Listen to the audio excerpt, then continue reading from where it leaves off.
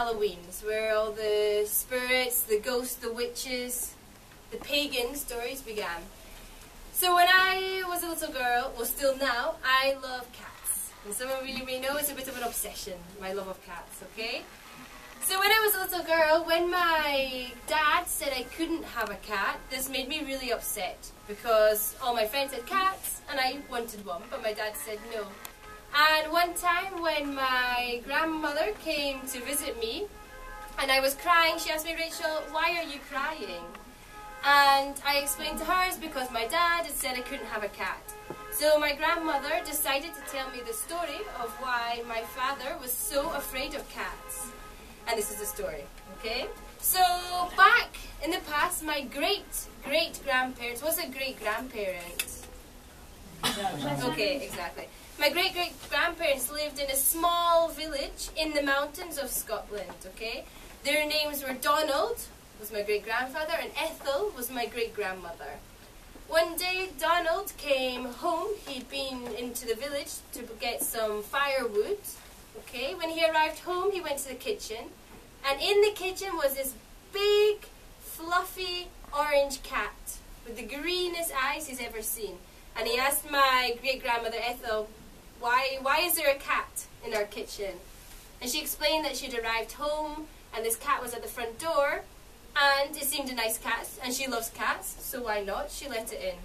So my great-grandfather went up and was rubbing the cat and the cat was purring, was very happy.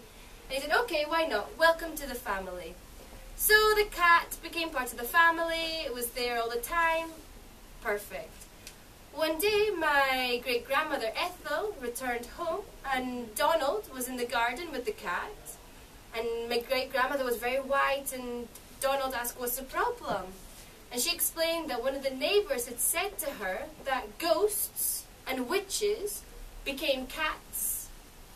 And my grandfather was like, don't be ridiculous, goats and witches become cats? He was like, no. Forget about it, it's not important. So my great-grandmother Ethel decided, okay, it's obviously a story, I don't need to think about it. Months passed and October arrived and Donald was returning from the village with firewood. However, this time, as he was walking home, he saw a circle of cats, okay, about 10 cats in a circle, and as he got closer and closer, he realized in the middle of the circle was a dead cat. And he thought, this is a little strange, a circle of cats and a dead cat.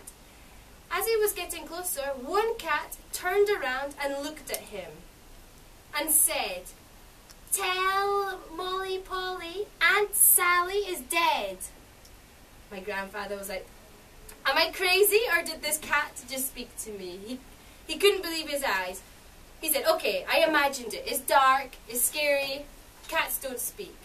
So he walked past the group of cats further down the road, and as he was walking down the road, another cat, this time a black cat, came towards him, looked at him in the eyes and said, "Tell Molly Polly, Aunt Sally is dead." This time, my great-grandfather was so scared and terrified, cat speaking to him, he ran home. When he arrived at the house, Ethel looked at him and he was white and shaking, and she said, "What's happened?" And he said, no, I can't tell you. You will think I'm crazy. And she's like, come on, obviously something has happened. So he said, okay. As I was walking home, two cats spoke to me and said, "Tell Molly Polly, Aunt Sally is dead."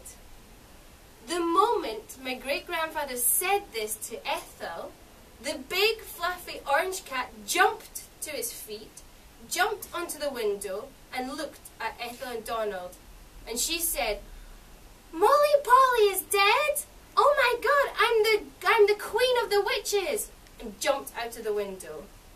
By this point, my great-grandmother and great-grandfather were terrified. What? Now our cat is speaking to us?